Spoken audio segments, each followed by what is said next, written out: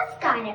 ലോക പ്രശസ്തനായ ബ്രസീലിയൻ എഴുത്തുകാരൻ പൗലോ കൊയ്ലോയുടെ എണ്ണ നിറച്ച കരണ്ടി എന്ന കഥയാണ് ഞാൻ ഇന്നിവിടെ പറയാൻ പോകുന്നത്.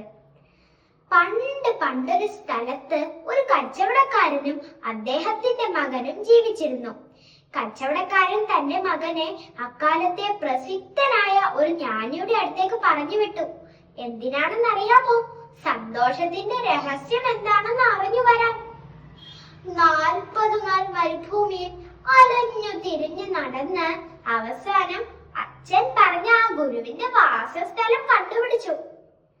കുന്നിൻ മുകളിലെ അതിമനോഹരമായ ഒരു കൊട്ടാരം.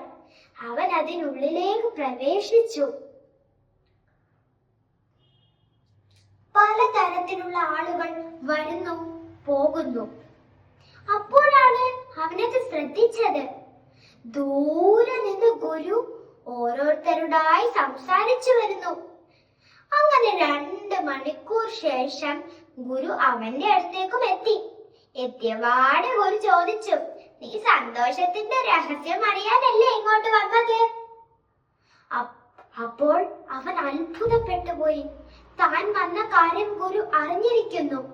പക്ഷേ എനിക്കിപ്പോൾ അല്പം തിരക്കുണ്ട്. അതുകൊണ്ട് നീ എന്റെ ഈ കൊട്ടാരമൊക്കെ ഒന്ന് ചുറ്റിക്കറങ്ങിക്കോളൂ 2 മണിക്കൂർ കൊണ്ട്. വെറുതെ അല്ല കേട്ടോ. ദാ ഈ 2 തുള്ളി എണ്ണയും സ്പൂണും പിടിച്ചോളൂ.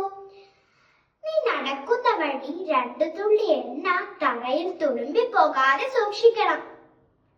അവൻ കൊട്ടാരത്തിലെ എണ്ണമറ്റ കോണിപ്പടികൾ കയറി ഇറങ്ങി 2 മണിക്കൂർ ശേഷം വീണ്ടും ഗുരുവിന്റെ അടുത്തേക്ക് പോയി. അപ്പോൾ ഗുരു പറഞ്ഞു, നീ എല്ലാം കണ്ടു അല്ലേ? നീ എന്താ തിരശ്ശീല കണ്ടില്ലേ? അത് പേർഷ്യയിൽ നിന്ന് പ്രത്യേകം നെയ്തെടുത്തതാ. അല്ല, നീ എന്താ ഉദ്യാനം കണ്ടില്ലേ? അത് ഈ മട്ടിലാക്കി എടുക്കാൻ 10 വർഷമെടുത്തു. ആ ഗ്രന്ഥപുര കണ്ടില്ലേ? അതിലെ ഓരോ താളുകളും എത്ര മനോഹരവും മൃദുലവുമാണ്. ഇതൊക്കെ കേട്ടപ്പോൾ അവൻ പകച്ചു നിന്നു പോയി. താൻ ഇതൊന്നും കണ്ടിട്ടില്ല. തന്റെ ശ്രദ്ധ മുഴുവൻ കയ്യിലെ 2 തുള്ളി എണ്ണയിലും സ്പൂണിലുമായിരുന്നു. അവൻ വാസ്തവം പറഞ്ഞ് കുറ്റസമ്മതം നടത്തി. അപ്പോൾ ഗുരു പറഞ്ഞു, നീ ഒന്നും കണ്ടിട്ടില്ല. എന്നാൽ ഒന്നും കൂടി കൊട്ടാരം ഒന്ന് കണ്ടിട്ട് വാ. വെറുതെ അല്ല കേട്ടോ, എണ്ണയും കൂടി പിടിച്ചോളൂ.